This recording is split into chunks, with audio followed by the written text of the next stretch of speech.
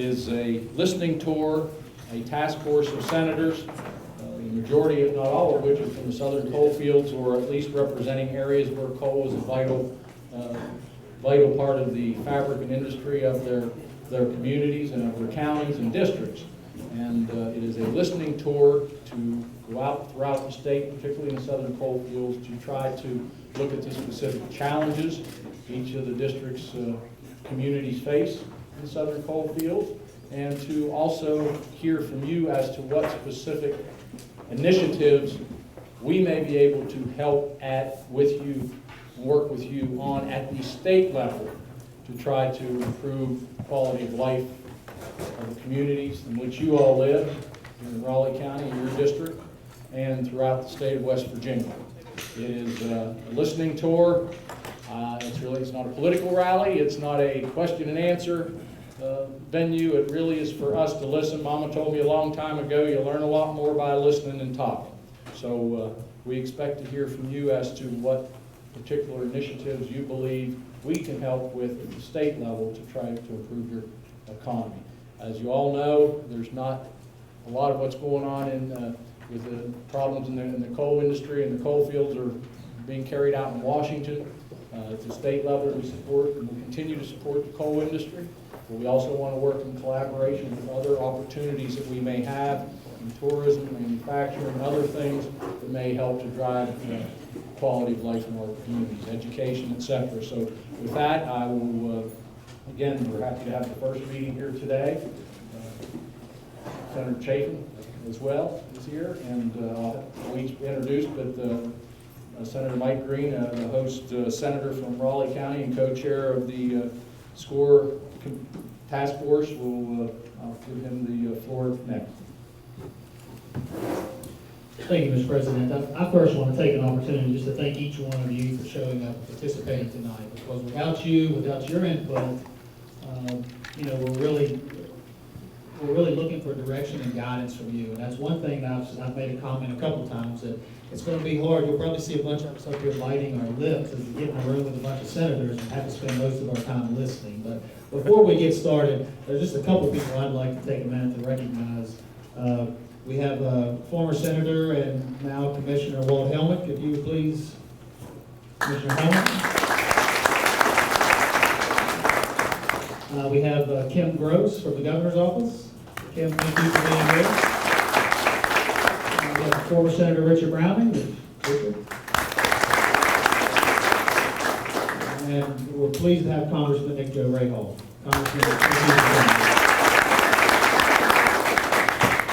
And at this point, I just want to take a couple minutes to let the members of this task force, I'm going to pass the microphone, we have microphones, to let each one introduce themselves, and to let you know that they are here, they're committed just as I am, just as the President is, in order to make sure that we take the initiatives, take the ideas that we get from you here tonight.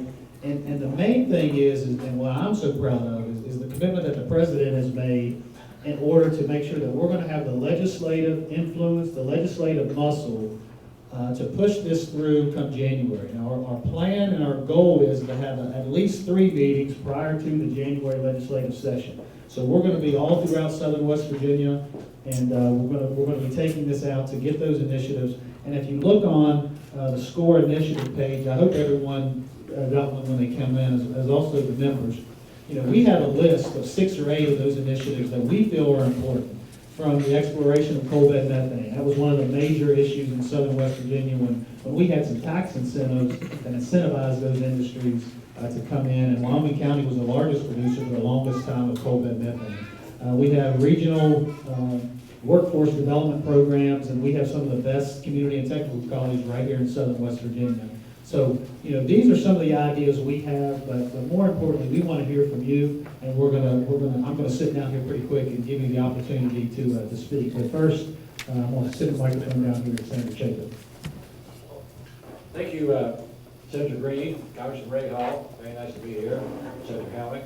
I started out in southern West Virginia this morning, ladies and gentlemen. I made the tour. I started out in Wayne County, then I went to Williamson, then I went to Maywan. Natalie Pittman's down there speaking. Ended up in Gilbert and Welch. So I've covered a good part of the South, the real South tonight on the border down there. And as Dr. Stallings knows, Senator Stallings, we have a lot of problems down there because we used to have like 56 coal companies that were operating last year, Bill. Now it's down about in the 90s, 94 or something.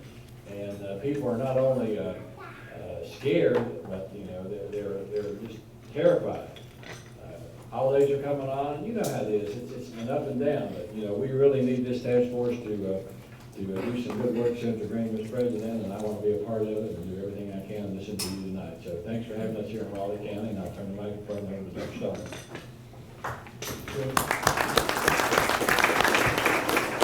Well, again, being from Boone County and representing Boone, Logan, Lincoln, parts of Mingo and parts of Wayne County, certainly the heart of the Coalfields, and glad to have my fellow senator. We've been in the same car together coming over here, so Senator Kirkendall. So certainly want to make the best of this opportunity, and again, we'll work very hard to, one, keep the coal industry going, and two, diversify our economy, because no economy is a good economy if it's a single industry economy. So really look forward to your all's input. I'm State Senator Bill Laird from Fayette County. I represent Fayette, Greenbrier, Summers, and Monroe County in the state Senate. I often say I represent heaven in the West Virginia legislature. Certainly the beauty of the Greenbrier Valley, the Bug and New River Gorge, the farmlands in Monroe and Summers counties. And I too, I'm a native of southern West Virginia, lived all my life in Fayette County, and I realize that some of the air's gone out of the tire, and we need to certainly look at ways in which we can stimulate and revitalize an area that has long contributed to the economic prosperity of the state of West Virginia. So I think in many ways it's a real passion to want to see an area that has contributed so much to the state to look toward revitalization. Obviously have interest in tourism. Fayette County, I think, is an example of an area that has taken advantage of the blessings we have in terms of the beauty of the county. Certainly a lot of work to be done in those areas. But I look forward to the leadership of Senator Green and Senator Kirkendall as they co-chair this important process. And I certainly look forward to listening to all those interesting concerns.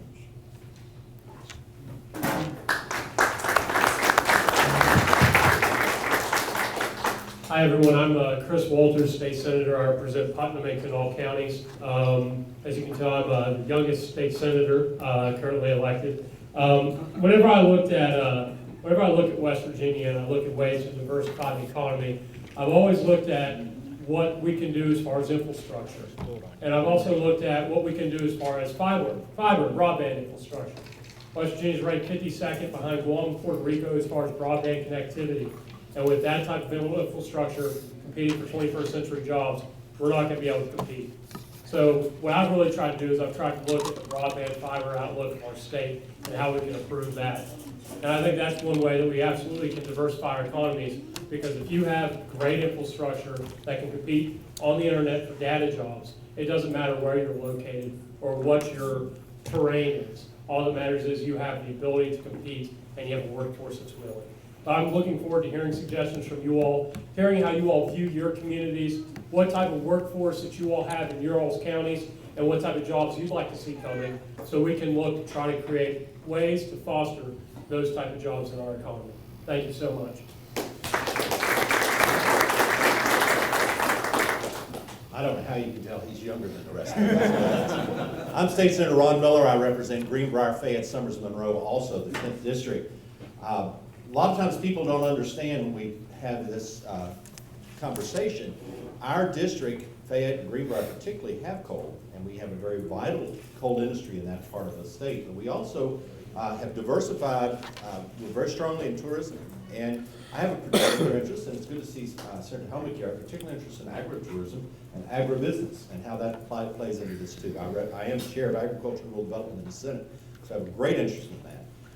I gave up a candidate's forum to be here tonight because I may not survive the election, but if I do survive, it's important that we work on Southern West Virginia and our counties. together, because that's the only way we make a difference, we work this together as a community, build those communities. So I appreciate the chairs. Green and Kirkendall, they're great leaders in the Senate. I'm glad to be part of this on that end. Thank you.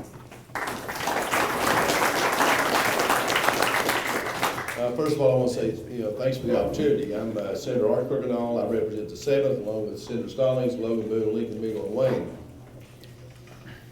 When this idea first surfaced, and we had some correspondence with the Senate President, I told him right up front, I'm totally in on diversification of our economy. But let's don't forget one thing. If there's a senator up here that doesn't believe that coal still plays the most vital, economic, and power-driven forte for West Virginia, and their people to have affordable electricity, we're in the wrong business. And I can tell you this, 3 of the counties that I represent, up until last year, I went back and did a cost estimation.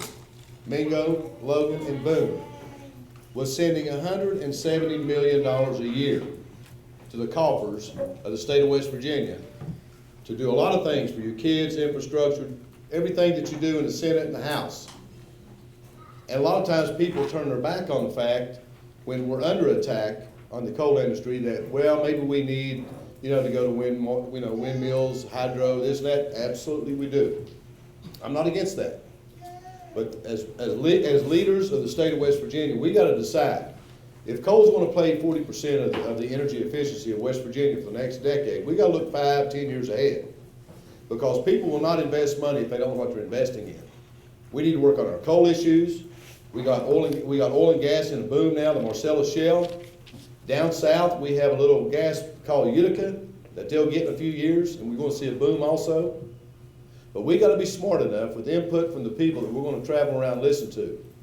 I can tell you right now, tourism is it's on my highlight. I chair the Hatfield McCoy Authority. I've been on that project 20 years. It took us 5 years just to go through the legal battles of how to make this ATV work. Well, now we are either first or second best trail system in America. It just depends on who the survey does. That's a plus. With all of the tourism activities we have, when we get the Senate President and Mr. Miley across there to realize we got to spend a few more $1 million and show everybody in America that West Virginia is the best place to be. Michigan was one of the worst places as far as people going to tourism. They did an advertisement unlike anything you've ever seen, and now they're in the top 5 in America. We got to get there. We have an aging population in southern West Virginia especially due to the type jobs they've done. I asked for a complete study on health care. I believe we should never send anybody out of West Virginia for any type of health care.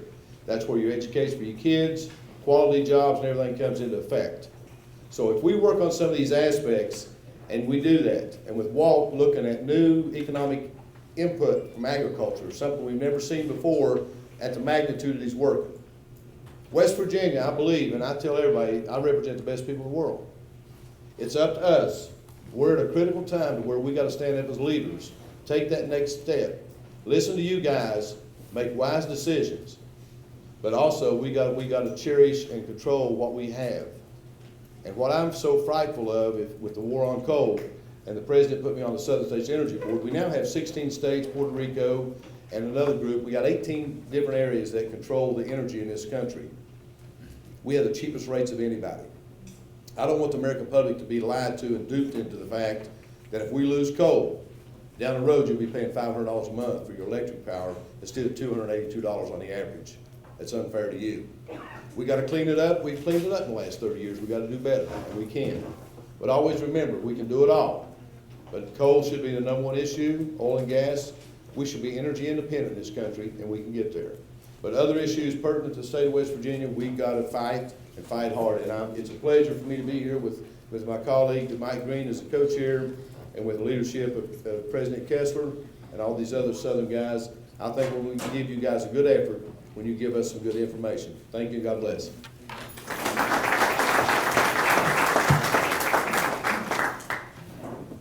Again, as you all can see, I mean, not only do we have a wealth of knowledge and a wealth of experience, but more so than anything, we have a wealth of passion from every member up here. And I can assure you that my 8 years that I've served, that we may not always agree, but I can tell you what, every member I've ever served with has had the best interest of West Virginia at heart. for anybody who has listened to these introductory remarks from these members and don't see that, then you weren't listening, because I can tell you what, I used to think, and I do love West Virginia, and I used to think that I loved it more than anybody. But when you feel and you hear the passion that these people bring every day to the process, and it's not a partisan issue. This is a bipartisan panel, and these are bipartisan members up here. So saying that, I hope you all are confident in knowing that we're going to take these issues to heart. We're going to work hard, and we're going to bring hopefully solutions that will benefit not only Southern West Virginia, but West Virginia as a whole. And moving forward, what we're going to do is we're going to try to limit to 3 minutes. And what I'm going to do is Lynette's going to help us on the time here. We have several people who have signed up to speak. And is the podium, Lynette, over here? It's over here, yeah. You're gonna go there. Okay. The mic is on. Just speaking to the mic so everyone can hear you. Okay, yes, and again, I don't know if you can hear Lynette, but I'm going to call who's up first and let you know who's on deck, so you can be ready to speak. And we'll come over here to the microphone, and we'll try to keep it under 3 minutes, or at 3 minutes. But first to speak is Bill Price from Charleston, West Virginia, and on deck is Senator Richard Brown. My name is Bill Price. First of all, I want to thank you all for coming. I grew up in a little town. I currently live in Charleston, as I said, but I grew up in a little town in Raleigh County called Dorothy, West Virginia. It was out in the middle of the Coalfields. And in my heart, I've always wanted to see a more diverse economy, because even when coal was going well, and it was in the middle of our cycles, it would be a boom and bust.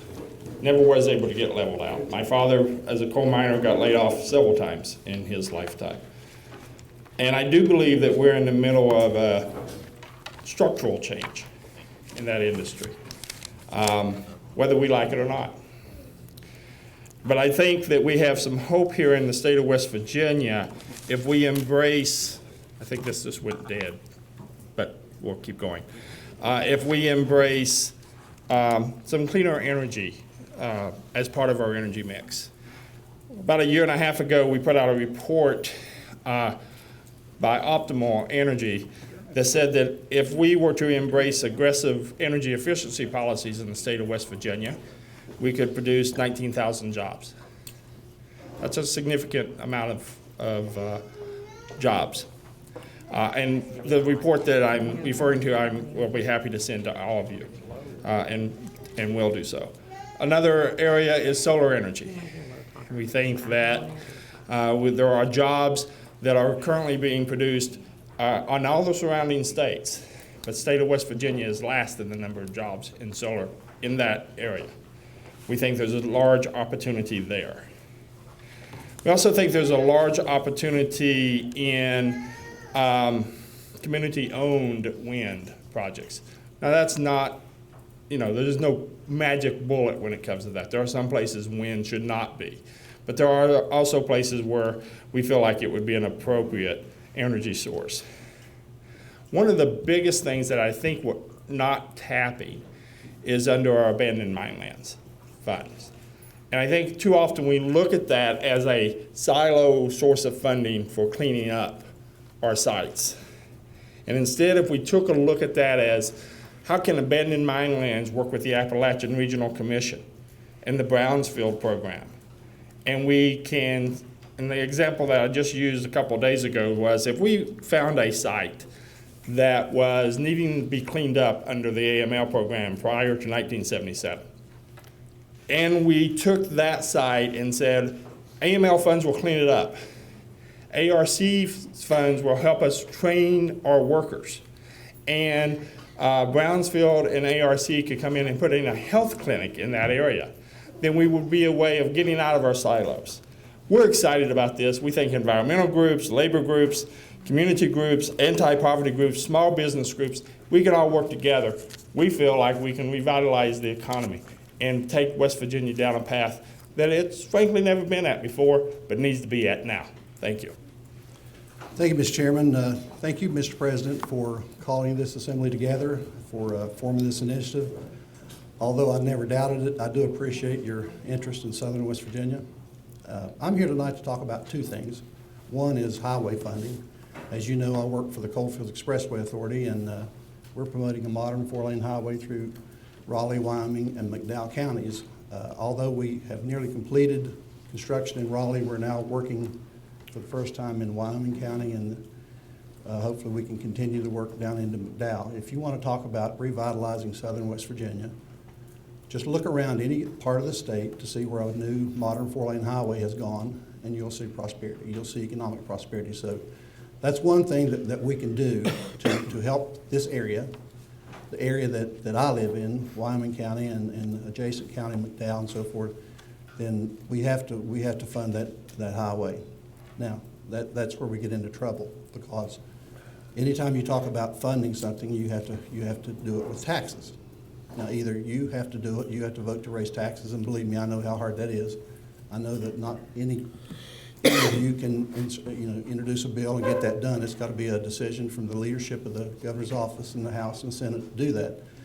So something has to happen there. The state, with the Governor's Blue Ribbon Highway Commission, has said that we need $1.2 billion per year to build out what's on the table now and also maintain what we already have. Now, I know that we can't do that alone. We need federal help, and over here we have Congressman Nick Rahal, who's part of a $160 million federal influx into the Coalfield Expressway down through the years. Senator Byrd helped us along with Congressman Rahal. Up to this point, up to the last contract, we have never used a discretionary federal dollar. We have used all dollars that Congressman Rahal or Senator Byrd sent down here specifically for that highway. Now, just this past week, I had Congressman Rahal out on the highway to show him how far we had gone, how we're using coal to develop the road out there, Bill, how we can do that in McDowell County. And, Congressman Rahal is a top Democrat in the House on the Transportation Committee. Later in the week, I had the top Democrat in the Senate, Senator Tom Carper from Delaware, who is the top chairman of the Subcommittee on Transportation in the United States Senate there. So we're in good with leadership. Somehow we've got to get more money to take care of that. The other thing I'd like to talk about, and I'm running out of time, is the tourism, Hatfield-McCoy Trail Authority. Last year you cut $300 and some thousand out of the authority's budget. Today I met with Jeff Lusk, and we went through the budget, and the cuts to make our budget balance for the next year are running very deep. I would like to ask you to restore that money and restore it in next year's budget so that we can continue. Our latest economic development impact study from Marshall University lets us know that we add $28 million to the West Virginia economy with that trail system. And without the funding that goes along with it from the state, we can't keep expansion. And that's what this cut does. It keeps us from expanding like we would. So I would ask you to do that. Good evening, and first of all, I want to thank you for this discussion this evening. Revitalization, diversity, those are foreign words in the area that I live in, which is western part of Raleigh County. So it's the coal industry, period. Diversification, we need that badly. One thing I want to point out, regardless of what project you pick to back, which way you decide to go with this, it's the people and the communities that you must think of. They're the ones that pay the price for your decisions. They're the ones that have paid the price for years with dirty water, dirty air. So please keep the communities and the people forefront in your mind when deciding to push a project. Mr. Price here was talking about reclamation. That would be a wonderful project to put these miners to work doing. They already know how to run the machinery, to clean up our waters, to reclaim these mining areas. I would 100% support something like that. But again, regardless of what project you pick, put our communities and our people first, not the industry. Thank you. Good evening. My name is Byrd White. I'm one of the candidates for Raleigh County Commission here. But that's not what I came to talk about. The coal industry, I'm a retarded, maybe both coal miner for my career, so I'm pretty familiar with it. We've got a whole bunch of problems that we or y'all can't do anything about. We got some problems that you can do something about. And that is the stifling bureaucracy that hits our coal fields and our coal miners and our coal companies. The unreasonableness of some of the regulations that are piled on the coal industry at their very worst time. I've been involved in coal mining since '67. I've seen it go up and down. We're going to come back. But in the meantime, we need to get the things that you can control off their back. The other side of this, the thing that I would like for y'all to help with is certainly down here in the southern part of the state, guys, we got clean water, we got clean air, we've got plenty of land, we've got recreation in every form you can dream of. We're within 4 or 5 hours of a bunch of metropolitan areas. We've got everything that anybody ought to want. We need help marketing it. We need you guys to help us sell it. There is no reason that a business looking to relocate their business or expand their business shouldn't look at West Virginia except for our reputation.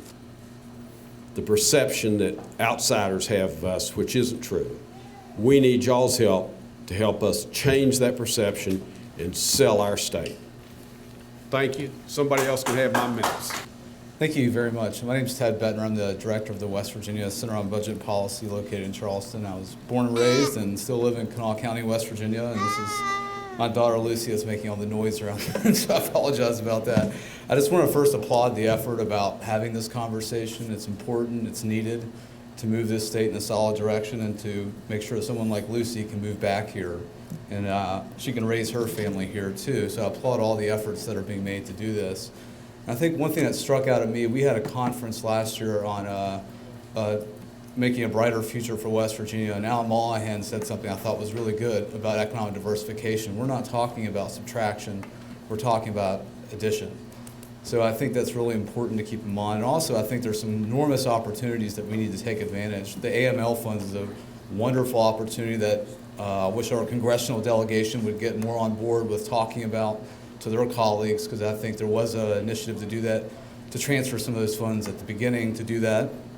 Also, I think there are some barriers in terms of land ownership in the southern part of the state. It makes it very difficult in a county like Wyoming where half of the property is owned by just a few land companies. So developing that property is going to be quite difficult, especially when they don't live in the state or have any inducement to develop it. So those are some things you might want to look at too.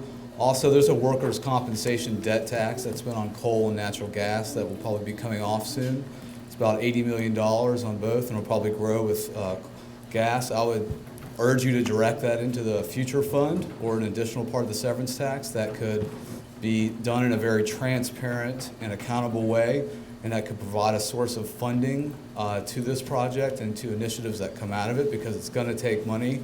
And our tax base in West Virginia, unfortunately, is under our feet. We rank second lowest in per capita, second lowest in median household income, ranked second lowest in millionaires per capita too. So there's not a lot of money on top. The money's below our feet, and it's always been a source of contention in West Virginia, where natural resources and shared prosperity haven't exactly gone hand in hand. So we need to capture some of those funds and build assets in our communities. And lastly, I would really hope that this committee would work with the executive and work with our congressional delegation to make it a permanent thing that goes on. So maybe creating a select committee when you guys adjourn in January would be really a great step to move it forward and to have that conversation, because SOAR's been on the ground for about 2 years, and it does have the governor and Congress involved in it. We need that kind of leadership. It needs to be bipartisan too. I think that's a really important part. And it also needs to be accountable and transparent and really listen to the people. I think there's a lot of good ideas in West Virginia, and I'm not the one that has them all either. And I think we need to make sure we talk to folks and see what those ideas are. Because I do think making those investments in broadband and infrastructure and providing that strong backbone for economic growth is what's going to take us. And that's surely what's not happening here in southern West Virginia. We don't have the basic infrastructure to have this type of revitalization, so we need to invest in things like that.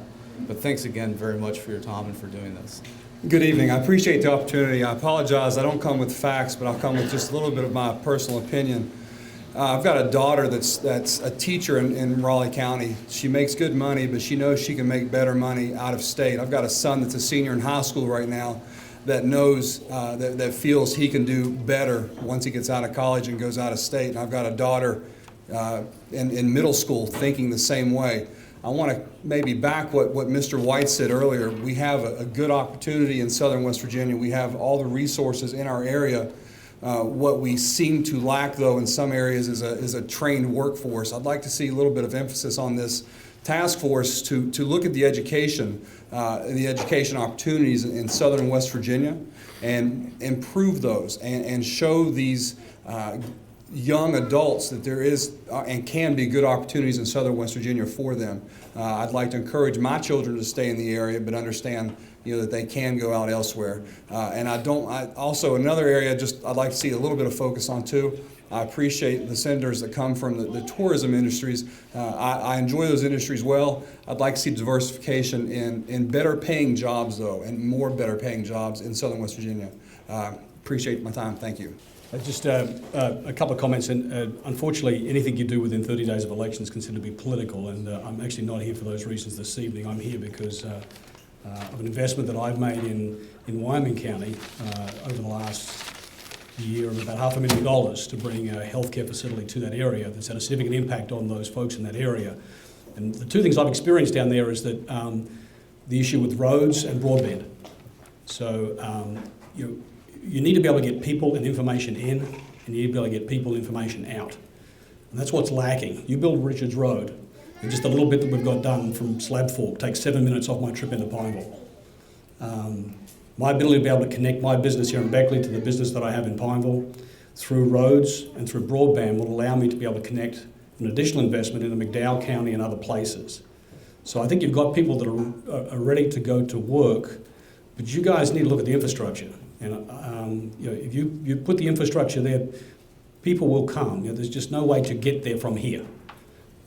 So I think that these guys that run mining equipment on surface mines, they can build roads. It takes steel to build roads. You need coal to make steel. You might be able to find a way to make power without coal, but you're not going to be able to find a way to make steel without coal. So investment in infrastructure, physical infrastructure, roads in particular, and again, information, because that's really the new economy. I think those are areas where you could have the biggest return on your investment over the next period of time. So I want you to consider those things. And finally, Beckley is the capital of southern West Virginia. As goes Beckley, as goes Raleigh County, goes southern West Virginia. So when you look at roads and when you look at infrastructure, tie that infrastructure to Beckley and to Raleigh County, because we are your capital, and this whole region depends upon the health of this community here. So thank you. Hello, my name's Tom Sofer. I sit on City Council of Beckley, and I'm also president of the Raleigh County Historical Society, and I'm real selfish too, like Mick is. I think Raleigh County is the hub of southern West Virginia, and I'm proud of it. I mentioned to Christy Bailey one time that, and I think you guys can make this happen, because it's a really small project, but we need to educate people about coal.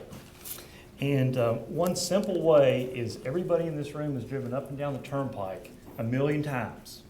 And we all know that this black line that goes through a mountain is a seam of coal. But a little kid from South Carolina might not know that.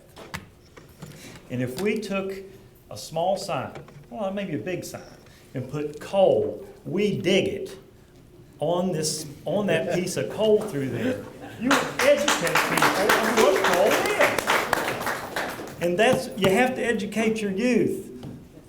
There you go. That's not what I'm really up here for. I'm on a little project. It's down Piney Creek. Piney Creek is a tributary to the New River. It's one of the biggest watersheds the New River has. And it's very remote, and we're trying to promote this as a tourism place, an economic development tool, and we're trying to put a trail from Beckley to the New River. It's about a 14-mile trail, and We're working hard at it. We got some volunteers involved, and we do need some money, and we need state support to help us fund this trail. It starts right when it's in Beckley. This one piece of my little project is it's Beckley Mill. General Alfred Beckley had a grist mill down on Piney Creek. And when he came here, he had to have water. Water was it was very important to people to have a water source. And Piney Creek was his water source.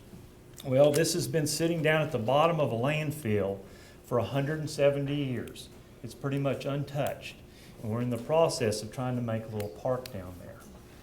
And I've asked Mike to come, and we're going to get you down there.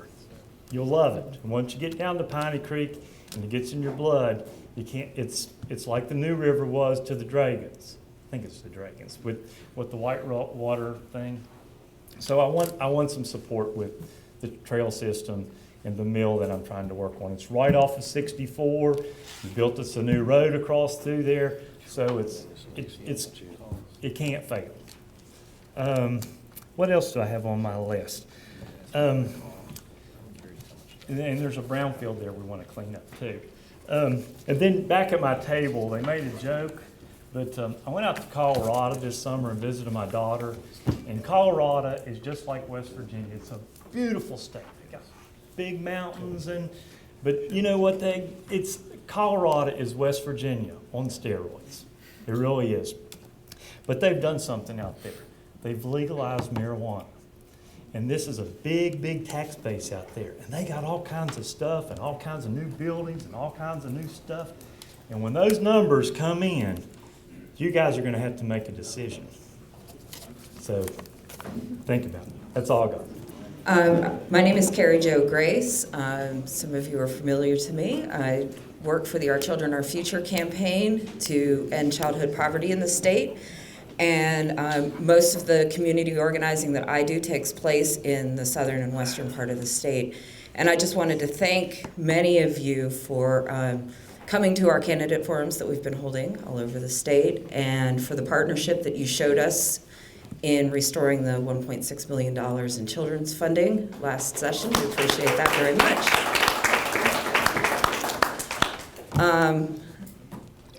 So before I was even born, there was a war on poverty that was declared in Central Appalachia by the federal government. And even though that started 50 years ago, children in West Virginia are in many ways worse off than they were when that started. There's no question that coal is the backbone of the economy in West Virginia, just like steel was in Pittsburgh. But industries decline, and Pittsburgh reinvented itself. And that's what we need to do here. One of the shortcomings of that war on poverty was that there was a lack of economic diversity worked into the plan. It's really important for us not to look at any one thing as the magic bullet that's going to save us. It's important to do lots and lots of different things. I just came back from a trip where I went through western North Carolina, eastern Tennessee, southwest Virginia, and I was looking around at all of the different things that I saw in those mountainous areas, in roads that 2-lane and narrow, and back up in the hollows, and things like fly fishing. There is fly fishing in the state. There's some gorgeous places in like the New River Gorge and that sort of thing. But in the southwestern part of the state, the trout are gone. You can't go fly fishing anymore. Places where, near the Blue Ridge Parkway, where you weren't on the parkway, but in the surrounding areas, just like in the surrounding areas of where the Hatfield-McCoy Trail is, all along the highway, there were little mom and pop fruit and vegetable stands and places to buy local honey and local arts and crafts. And you don't see that along our highways. And I think that's something that we need to see. One of the really unique things about West Virginia is that we're very few people spread over a very big area. And no matter how many roads we build, we're still going to be spread out and we're still going to be far apart from each other. So I think it's very important that most of our economy is locally based, that we're not sending so much of our money out of state to big corporations.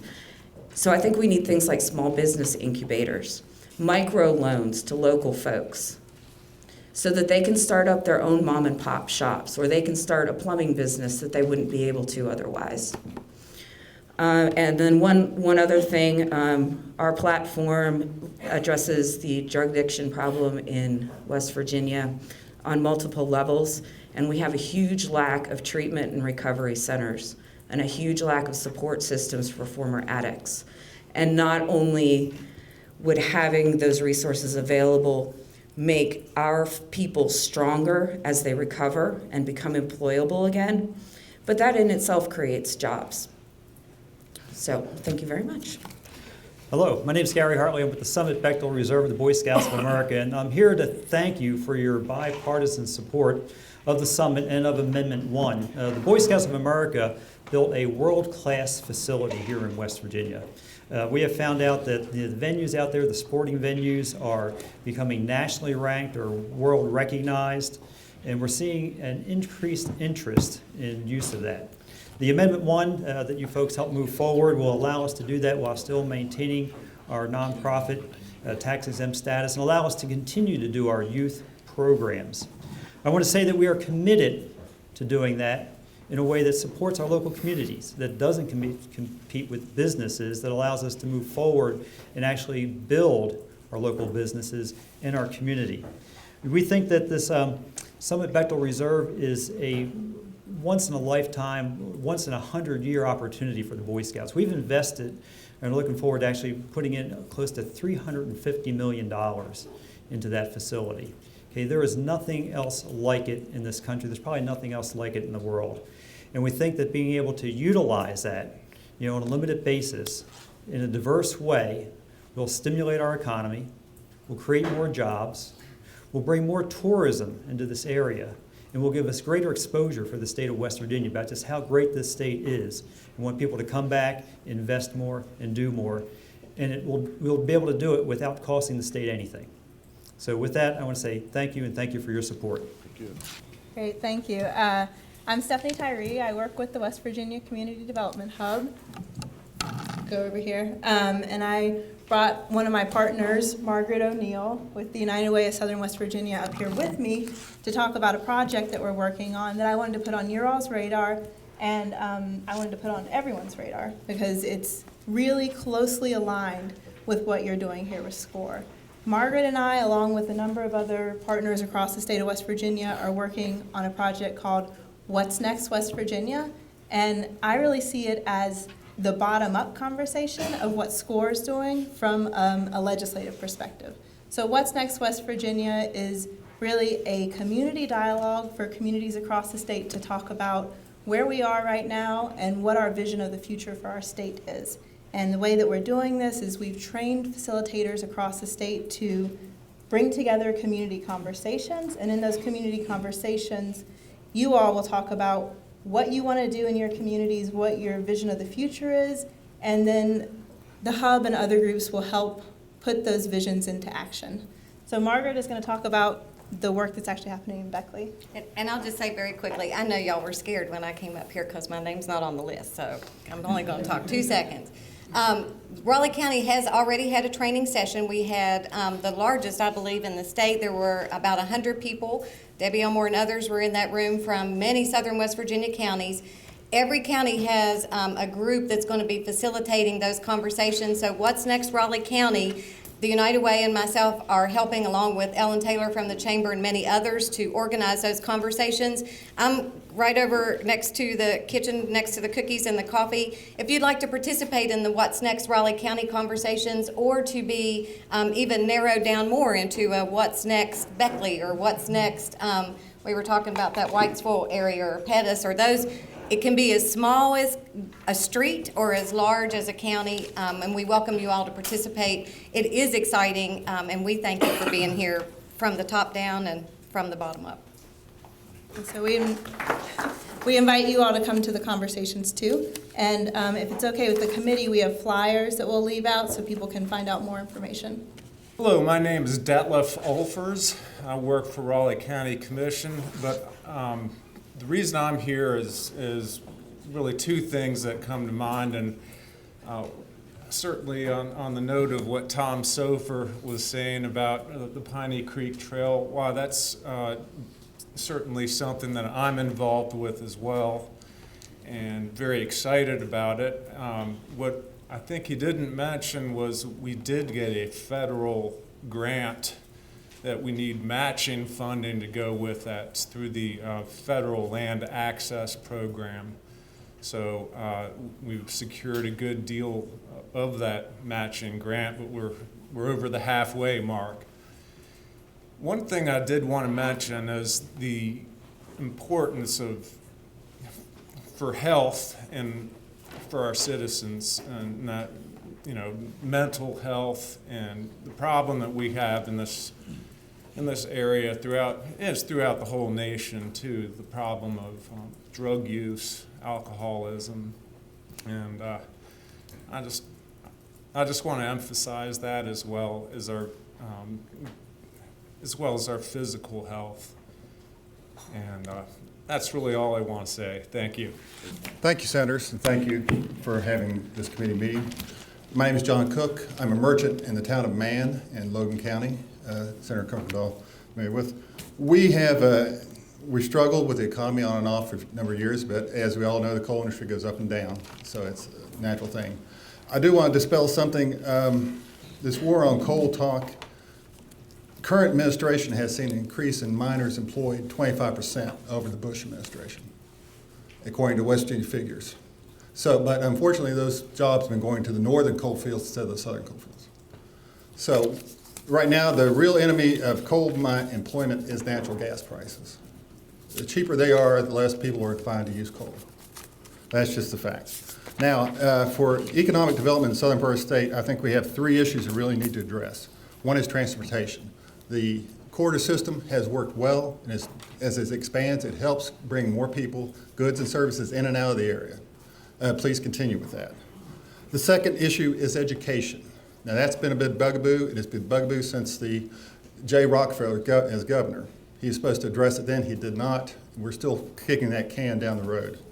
The issue there is, as private industry has declined, the education system has become a political patronage job system. People who what cousin, my cousin needs a job. Fred's a good guy. We need to get him in there. So we need some type of accountability for the people working in the educational system, and we need to pay them better than they are. And the third issue, I really think this is a major one, is land for development. Right now, large portions of southern West Virginia is held by out-of-state corporations. You cannot build anything without buying the land, and you can't get the land with the mineral rights. And no one's going to build anything without the mineral rights under that property. And these companies will not give them up.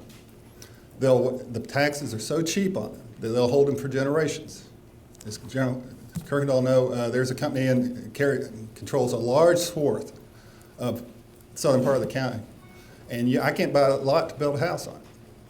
I could rent a lot to put a trailer, but I don't think I can get the mineral rights to build a house on. No one's going to build a factory. Nobody's going to do anything until you break that hold. And I think there's only two ways to do it. You've got to increase the taxes for the value of any coal that's under there now, not what it may be 50 years from now, or you've got to practice eminent domain for economic development. That's a real tough issue for the legislature. I understand it, but I just don't see anything else happening. Now, with the Hatfield-McCoy Trail System, it has been a good boon for the area, but it's been diluted as it's enlarged. More and more people, there's only so many trail riders who want to come to West Virginia. They're not, and it's lost its impact in the core counties of the southern part of the state. It's now extended into Kanawha County. Now, why, I don't know. Why we need it in Kanawha County, I don't know. But right now, the ridership has been down in Logan, Mingo, and Wyoming counties. And people are quitting. They're not making any money. They're giving up their service jobs or their service activities to them. So that's all. Thank you very much. I look forward to any activities this committee can do, and I'll be happy to help anytime in the future. Hello, my name is Eugene Ash. I am now a resident of West Virginia. I was originally born in New York City. Don't blame me for that, because a person can't help where they're born. I retired from the New York City Fire Department, I retired from the Marine Corps, and I'm 76 years old, so I have my Social Security. So I retired 3 times. So I'm not in the job market anymore. I'm not concerned about myself. I'm concerned about these youngsters getting out of high school. Now, when they get out of high school, the first thing they say to themselves is usually, free at last, no more school, free at last. But right behind that comes a screech. Now what do I do? He has no clue at all. He hasn't got any thought about what's he gonna do. Now, we all know for sure that everyone cannot be a lawyer, a doctor, rocket scientist, a school teacher, or even a coal miner. If you're claustrophobic, you're not going to go to the mines. That's the bottom line. What we need is jobs to deal with the individuals in this state that's not going to be a coal miner, rocket scientist, or whatever. The guy sitting in the middle. What is he going to do?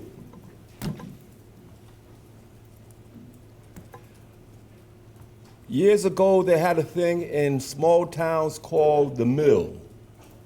The mill was like a factory. Everybody went to this place of employment, whether it was wood or whether it was making dungarees or whatever, but everyone seemed to have a job that was secure. But those mills are closed. I'm asking you if we can find someone with the cash to step up and build a factory that has a product that has a fast and a quick turnover. I don't mean like an automobile, because an automobile can last 10 years. We talk about something that's not going to last that long. So you might say, give me an example. Dungarees, for example. A teenager will wear dungarees in 1 year. Sneakers. Something that you have to buy every year or every second year. That will keep the guy that's not going to be a rocket scientist or a coal miner or a school teacher employed. No one seems to have mentioned those guys or gals. What happens to them then? They end up behind a stone or a rock fishing when he should be out there working. Walmart doesn't pay enough. So in other words, gentlemen, I want you to search the yellow pages or whatever and entice, or not entice, but try to get somebody to come to West Virginia, even if you have to give them tax-free for 2 years. To build a factory, make sure you have the road that goes in and out. That's important. That's the first thing they're gonna look for, in and out. Because we have to take care of the guys that's in the middle. That's not gonna be a rocket scientist or policeman or fireman or whatever. Any questions about that? It's very important because we're leaving a lot of guys unemployed because there's nothing for them to do. You mentioned tourism. Tourism doesn't affect everyone. If you're not a skier, you don't care about tourism. Water rafting, you're not gonna give a dog about it. Not to interrupt you, but we're gonna have to, we give you 5 minutes. We're trying to give everybody a chance and don't want to sound mean, but we've got to get through the agenda. I'm easy to get along with. I know. Thank you very much. God bless you. Well, first of all, I'd like to say it's good to be here tonight. It's really good to be here. Okay, testing, all right. I, for one, didn't have to leave the state to start my career because I started it at WWNR right here in Beckley, West Virginia when I was 19 years old. And so, yeah, I want to give a shout out to WWNR, definitely. And tonight, testing, hello, okay. All right, tonight, okay, there we are. Tonight I feel that West Virginia will never be the same because good things are going to come out of this meeting. There are movers and shakers in this room who are very, very serious and sincere about changing the way West Virginia's going. Can I get a hand clap on that? All right, first of all, water. A new system that protects our most valuable resource. Number two, energy. It's time for us to stop thinking like a third world country by exporting our raw products and take those and add some value to them. Instead of just sending the natural gas away, let's take the propane off it, the hexane off it, and I could name about 20 others, okay? And that will add new jobs. Also, jobs, the manufacture of solar panels in West Virginia is just a win-win. We got silicon like it's nobody's business. And we got the highest grade of silicon and the lowest grade of silicon. And also, I don't know how many of you notice or not, but West Virginia now manufactures solar panels. And we export those solar panels to Haiti and to Africa.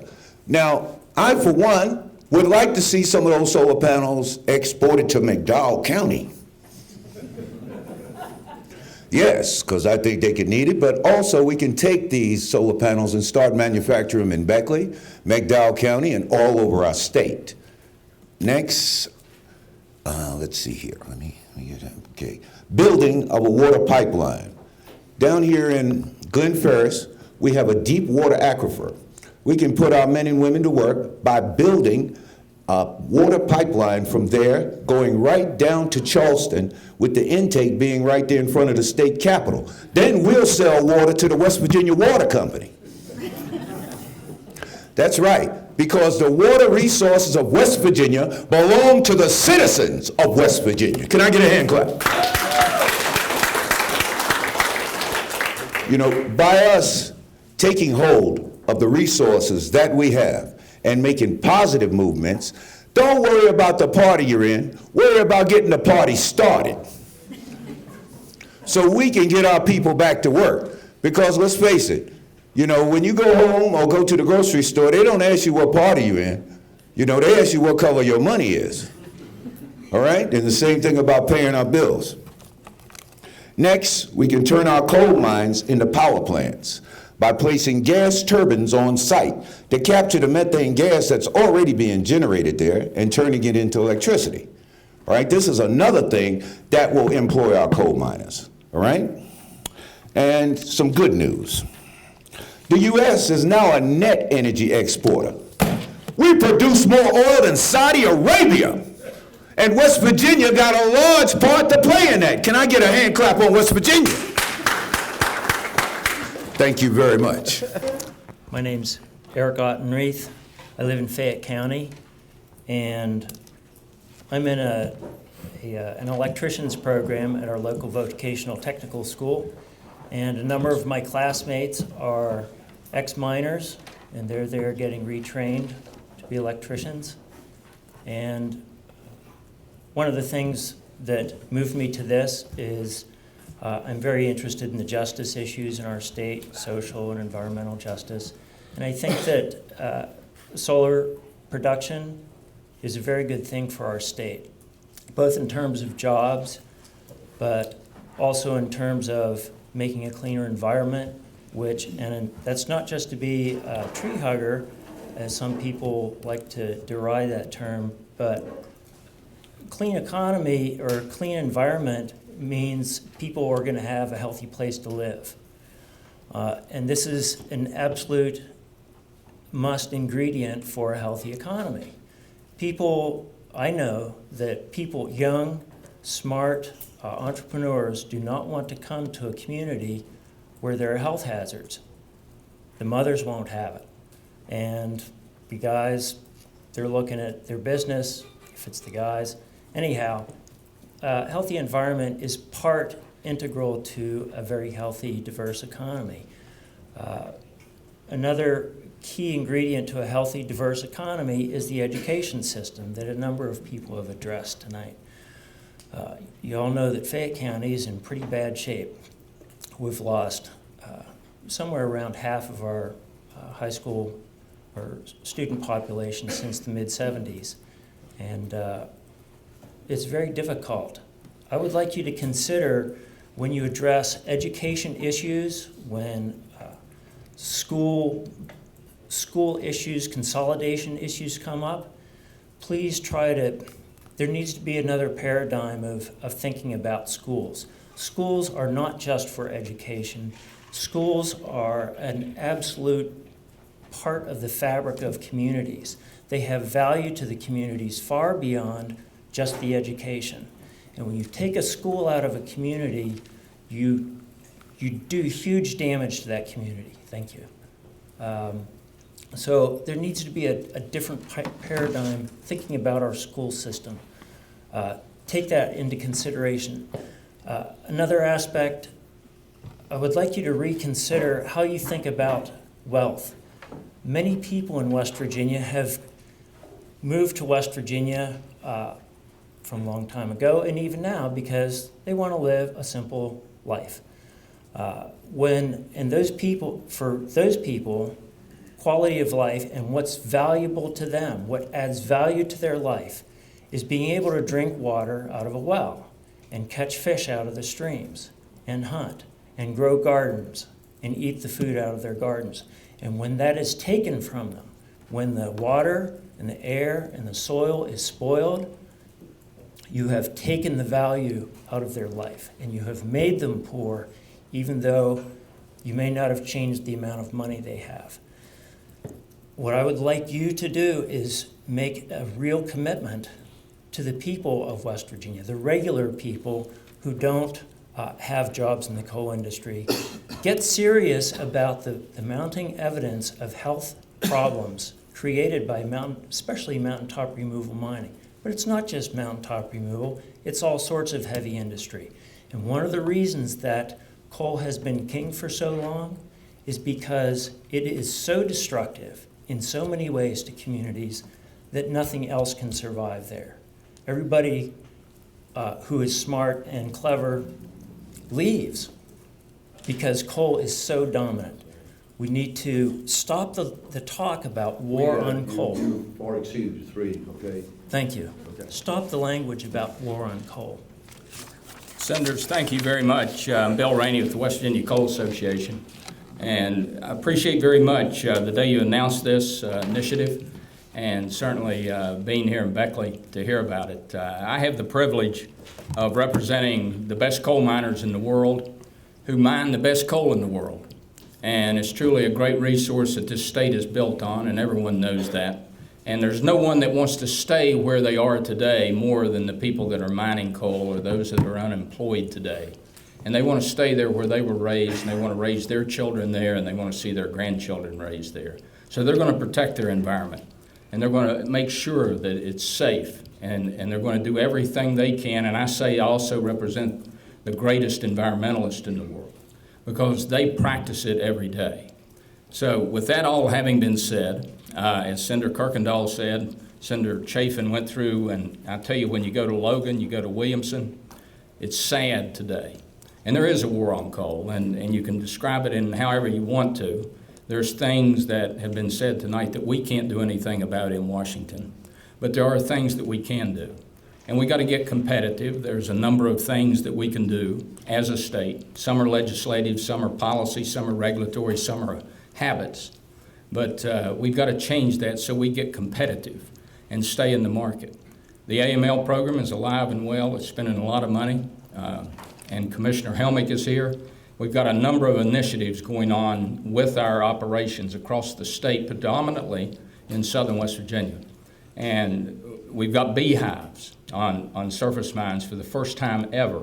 And we made the first honey in June. And the mission, Walt's mission, is to have enough honey made on surface mines to supply the school system of this state. And that's our intent, because the stuff we plant in reclamation and restoration, the beekeepers love it.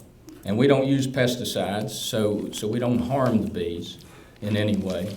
And so they're making all kinds of West Virginia honey on that. He also wants to bring beef production, pork production, and we've got the infrastructure. We got rails, we got silos at prep plants, we've got 4-lane highways, and we're close to rivers in many places. So we've got the agriculture initiative going. Richard Browning talked about the highway initiative. And that saved millions of dollars after we finally got smart enough to figure out how to have highways follow the coal mining or cause the coal mining to lead the highway and allow our people to move the dirt so no one had to, you all didn't have to pay for it. So we got the highway initiative going, and we've got National Guard initiative going as well with General Hoyer. They're creating training facilities throughout southern West Virginia that are unlike any place in this world, and people are coming from all over the world to train there.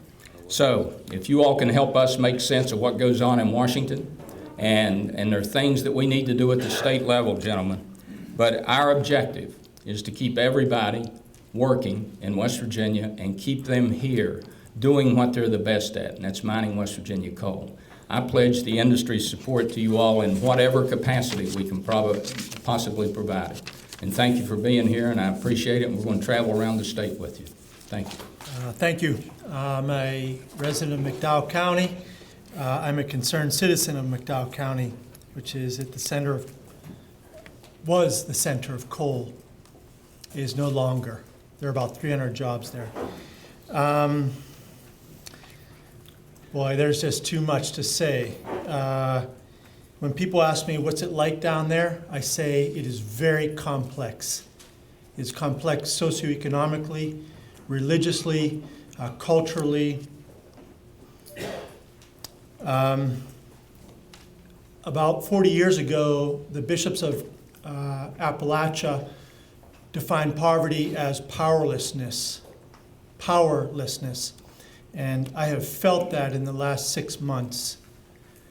I would tell you about my speeding ticket, but that would be a diversion. It was an entry into the system of justice, or I should say rather the lack thereof justice. It was just a random system of assigning fees and whatnot. Any time that you sink all of your economic eggs into one basket, I guarantee you poverty will follow. I guarantee it. I've had the privilege of traveling around the world. I could take you to gold mines in Ghana, logging camps in the great Northwest, and everywhere that you have intensive extractive industries, almost everywhere, poverty follows, and great environmental and economic devastation. In McDowell County, there will be no more magic bullet or some economic savior that people are talking about. In Coretta, if you drive through the county, in Coretta they're building a $35 million coal cleaning plant. And I wonder, what are they doing? I've been told I have 1 minute. And the promise is, of course, there's going to be another boom in 2017. 2017, there's going to be another boom. What does that mean? 100 jobs? 1,000 jobs? McDowell County has gone from 110,000 people to 20,000 people. 80,000 people have left the county. What is the meaning of economy? So this is my question. So what I say to the politicians is that I'm tired of coming to these gatherings and hearing stump speeches and sound bites. I want to talk substantial. I cannot get a substantial, constructive, intelligent conversation about coal in McDowell County.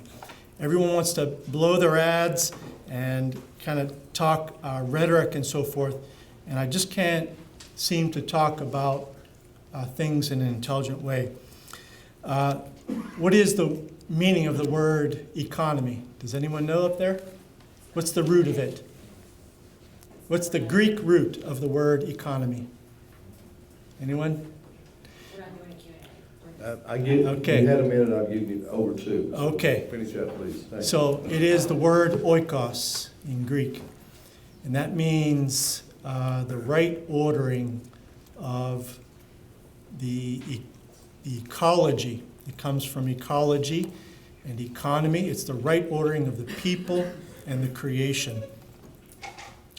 Jobs does not equal prosperity. And that means the priority of labor over capital. Labor over capital. There's lots of talk in McDowell County about the Hatfield-McCoy Trail. It's like our economic savior. It is not. Very interesting that Monday night I was at a meeting. Sir, you're getting a little disrespectful to the other speakers. How so? You have went 5.5 minutes, Oh. and I give you a proper notice, so No, I'll please finish. give the other people their time. Thank you. No. First, I'd like to thank the committee for letting us speak tonight.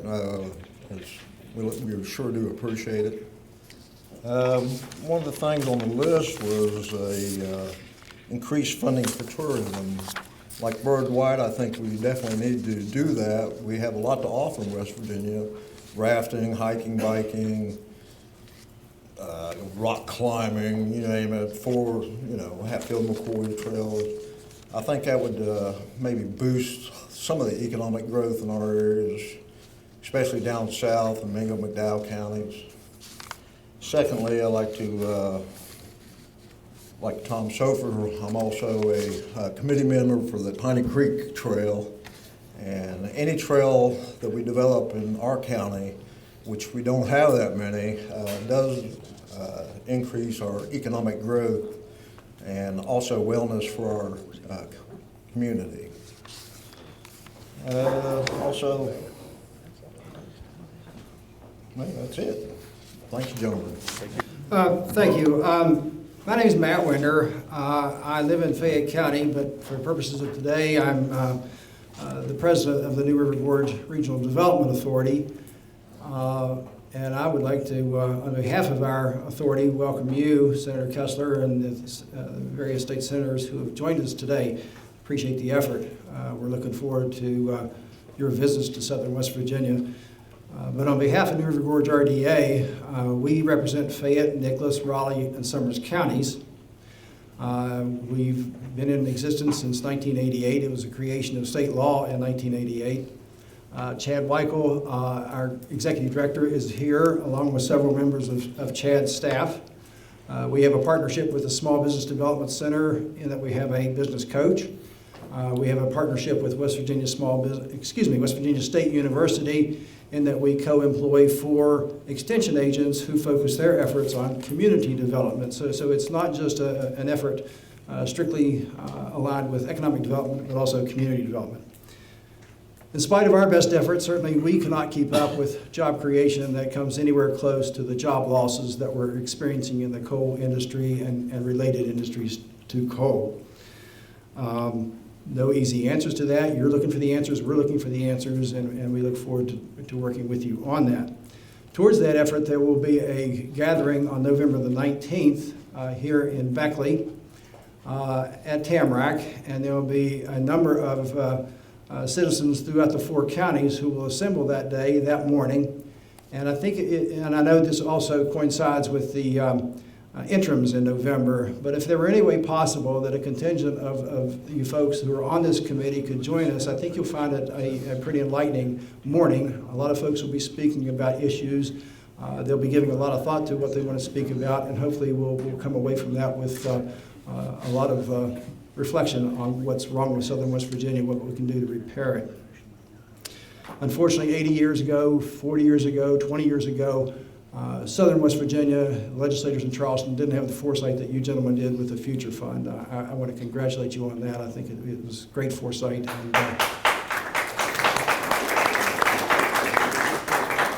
And, given my last minute here, I think that you've got some of the initiatives correct that you listed on the paper that was handed out earlier today and in the newspaper a week or so ago. I'd like to add that I would hope that much of your effort would be focused on early stage businesses, startups, businesses that have the potential for growth. But among those are the businesses who currently cater to the coal industry that will need help in diversifying into other industries that those same talents can be applied to. The broadband access, transportation, workforce development, those are important things. And I'd like to, while I'm at it, I'd like to make mention of, we talk a lot about STEM. In Southern West Virginia, we have a number of community colleges. We have a number of 4-year schools. But when it comes to the technical aspect of training, generating engineers, turning out engineers, West Virginia Tech is our only resource in southern West Virginia. So I know that you're dealing with a very troubled situation there, but for southern West Virginia, I can't overemphasize how important it is to us if we're to play any role in a technology economy for tomorrow. And the last thing I would like to add is one thing that should be added to your list, and it's so important across the state, and that's access to capital. So that's always a difficult challenge, but nonetheless, it's something we can't ignore. If you empower youth, if you empower young families, you will change this area. And one of our strongest needs is public transportation, because we have great, awesome programs. We were given a building in Pineville, West Virginia. It's a youth center and a family resource center. But we can't get the children who need to be there. They're isolated in hollers. Not hollows, we call them hollers, right? And we need to go get them. And if we had some form of public transportation, Wyoming County has nothing. McDowell County is limited. Mercer County is limited. There's, all the surrounding counties. And we have worked on it I've been with the Family Resource Network for now 9 years, and we worked on it for 9 years. So please don't forget public transportation. That will help our families who are recovering addicts. It will help our people to get to the services. I have youth right now have no vehicles. They want to go to college. They can't get there. So please don't forget public transportation. Thank you. Hi, I'm Rob Goodwin. I live in Fayetteville, West Virginia, and I just wanted to talk a little bit more about the Abandoned Mineland Fund. It's been mentioned twice, and I just want to give you some specifics here. There's $2.5 billion in the federal coffers of the Abandoned Mineland Fund. West Virginia gets about $50 million a year for abandoned mineland cleanup projects. Right now, most of that money is going to waterline projects and whatnot. But the West Virginia DEP has estimated that there is $3.1 billion in abandoned mineland unfunded priority projects in the state of West Virginia. And the problem is that at $50 million a year, we're not going to be able to meet that need, and the abandoned mineland needs to be reauthorized. The tax on the abandoned mineland, national coal tax for each ton of coal expires in 2022. And I don't know, the political talk about war on coal and try and extend a tax on coal right now, it's difficult. I mean, they got some some work to do on that, and I just fear that being unable to come together and make rational sort of steps, so the coal industry is paying its fair share for these type of cleanup projects that are good for West Virginia, can create jobs, can be a part of transition. We just make it crystal clear and sure that actually happens. And right now with the politics, I'm a little worried, and I think that there's a good coalition forming of labor and industry and small business groups to make that happen. But if there's one thing that this committee can do, it could provide some assurance that that fund is going to be reauthorized and the reforms necessary in that fund so that those monies actually go to the priority sites in West Virginia and in this region that need to get cleaned up. And the reason I say that is that during the Bush administration, Wyoming, which doesn't have any abandoned mineland problems, was getting $100 million a year. And they built a basketball stadium with some of that money. Now, fortunately, that got changed, but they're still getting $15 million a year. That money should be coming to West Virginia and the other regions, and we should start spending down that $2.5 billion in the federal coffers to start eating away and employing people to fix those $3 billion of abandoned mineland problems here in West Virginia. And another reform needed is that we should encourage matching grants. There's an open bidding process for the design for these projects. We should encourage that bidding process, and when a design company comes in to fix something, they should go look to the EPA for 303 or 219 grants. They should go use the mitigation funds available throughout the state. You should use brownfields cleanup monies if they exist. These are things that can happen right now, I think, pretty soon. And I just would encourage you to sort of put the abandoned mine land issues in perspective and move forward, because I think that there is bipartisan, multi-issue for or against coal sort of support for these sort of things. Thank you. Signed who would request that they were signed up. We have a few minutes to take if anyone have heard the conversation or maybe want to add a question. We have a couple minutes left. Senator, I want to say one thing while we got Richard Brown and Bill Rainey. While we have Richard Brown and Bill Rainey and Congressman Mayhall here.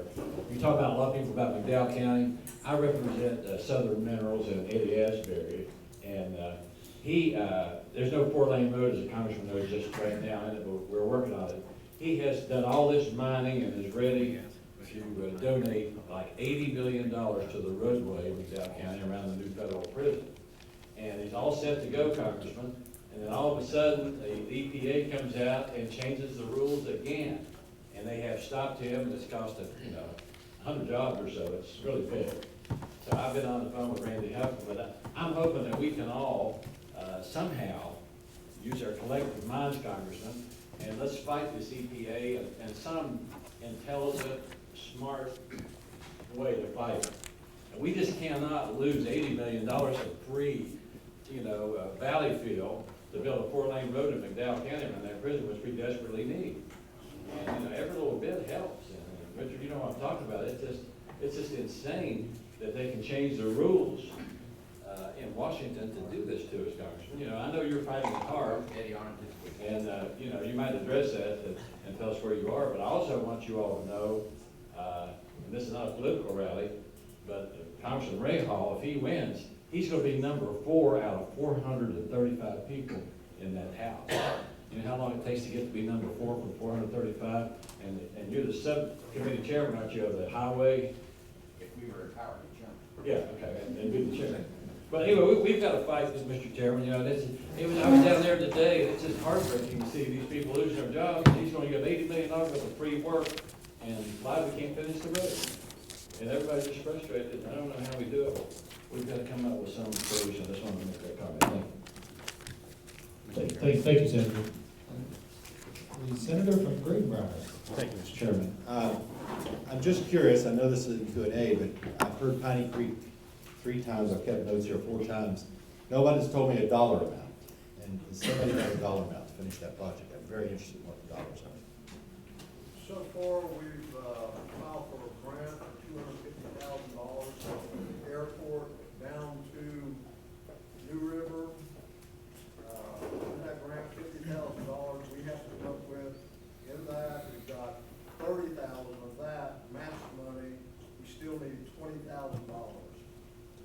That's just the base from the airport down to New River. We still have to go airport to Beckley. You can make your check out. Forward Southern. Yeah, and I'll say that Tom has been my contact, and he's been very vigilant in his request, and as you all know, as things have been tight, but I haven't forgot about you, and obviously it's that's what we're here for, is to prioritize issues in certain areas. But again, with just a few minutes, if there's anyone else, if you'd like to take the podium, maybe show can, and just for the record, if you would please identify yourselves. Good evening. My name is Joe Carlucci. I'm the SBDC coach embedded with New River Gorge Regional Development Authority. Something near and dear to my heart is entrepreneurship. I think that should be fostered and nurtured in this community. Some regional initiatives that we're taking, Business Accelerator, that was previously mentioned. That should start hopefully within the next year with the help of Ms. Granny. And that will be hubbed in Beckley, but also that initiative is planned throughout the region, the 4-county region. youth entrepreneurship. We're working on, with the Crossroads Mall, GVEDC, NASA, WVU, WV Tech, to hold a baby Shark Tank. So for 7th and 8th graders in the region.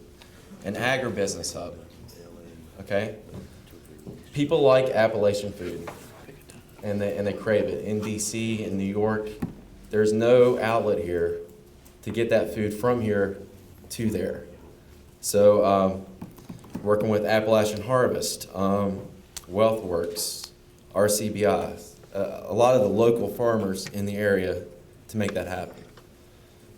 Continued youth entrepreneurship education. That's key. Before someone tells them that they can't or they shouldn't, you know, instill that spark that says that they can and they should. Start a business. You know, you can start a business when you're at 6th grade, 7th grade, 8th grade. What's wrong with that? Prospects. Raleigh County has one of 8 nationally recognized, pre-approved data center hubs.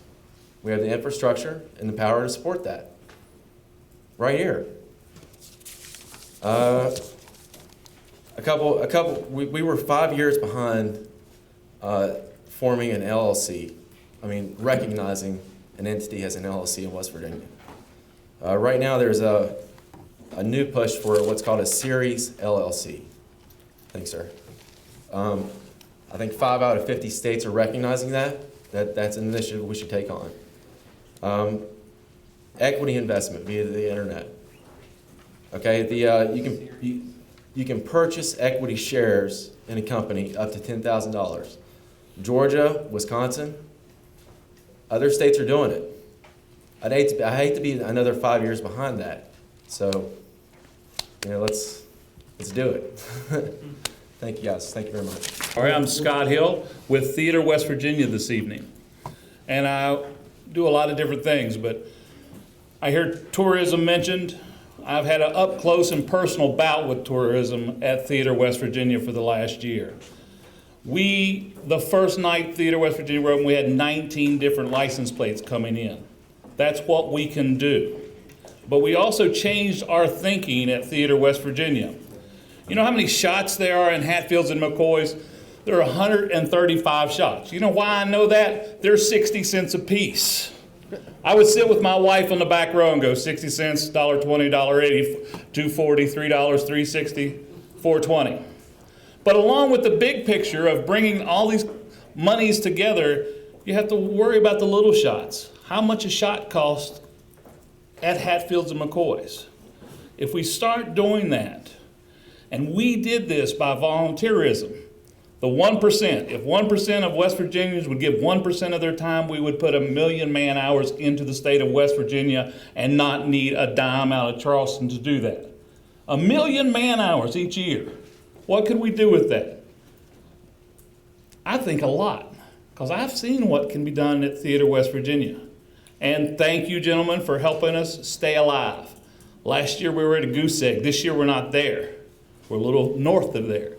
But tourism, diversifying what we do, no matter what it is, and keeping an eye on the details, small details, like a 60-cent shot out of a shotgun at Theater West Virginia, will help make a difference and help change this state for the next 20 years. Thank you very much. I'm Jack Tincher with the West Virginia Veterans Coalition, and I wouldn't be doing my job if I didn't get up here and talk about veterans for a minute. Walt Helmick and a good friend of mine, James McCormick's, put together the Veterans to Agriculture program, and they need a little bit more money to help the veterans out. I know James is running all over the state and all over the southern part of West Virginia, developing this program. They need a little bit more money for that this year in our budget. I don't think it's a secret that we got authorized to build a 120-bed veterans nursing home in Beckley. This coming year, we're going to need some funding source to make sure that we get that nursing home built. We've got a lot of guys in the community that need it, and it's not only the community, the closest veterans nursing home is in Clarksburg. So we need to finish the one now in Beckley, then we'll go on to some others. Now, I want to ask a friend of mine a question. Bill, what is it easier to sell, oil or gas? Depends on who's buying. I know. Now, in the 40s, Germany figured out how to turn coal into oil. We have the technology, we can do that. We can stop this up and down cycle. But we need a commitment from our state and from the industries, Bill, to finish the development. I think there's a small plant somewhere in the southern part of the state that's looking at it. We need to really take a close look at that. Because today we can sell oil. We can't sell coal. There's competition out there that's killing us. I know, I've looked at Wyoming and all the rest of them, but anyway, let's take a look at the coal to liquids process. I think we can put a lot of people to work doing that. And it'll also help the coal industry. Thank you, guys. Again, I just want to, again, take the opportunity to thank each and every one of you all for giving your time to come out here tonight. And I can assure you, and I normally don't, but I'll speak on behalf of the members here, that we very much appreciate your involvement, we appreciate your attendance. And I want to let you know again, we're planning on having hopefully 3 more of these meetings prior to the legislative session, which starts in January. At that point in time, we hope to have some initiatives that we can take to the legislative process, working with the administration, with the governor, in order to put some real meat and muscle behind these initiatives that we come from. And the items and the topics that we've heard today were very beneficial to us. And again, we will announce moving forward the next meeting place and the next time. It'll either come from myself or Senator Kirkendall or the president. But once we do, I ask you to make that trip, come see the next meeting, spread the word, do everything that you can to ensure that we get the community involvement. And tonight's turnout was outstanding. I mean, I'm very proud to have it here in Beckley. I'm very proud to have the people here in Raleigh County and surrounding counties to come out and participate in this, because I can assure you and I promise you that this will not fall on deaf ears. We will make substantive changes to the way we've been doing things, to where Southern West Virginia can, through the initiative, through the SCORE initiative, to help revitalize the economy of Southern West Virginia, who has given so much. The people of Southern West Virginia have built the security and the safety of the state and nation, and it's time for us to give back to them. So at this point, I want to thank you all for your attendance, and we look forward to seeing you at the next one. Thank you.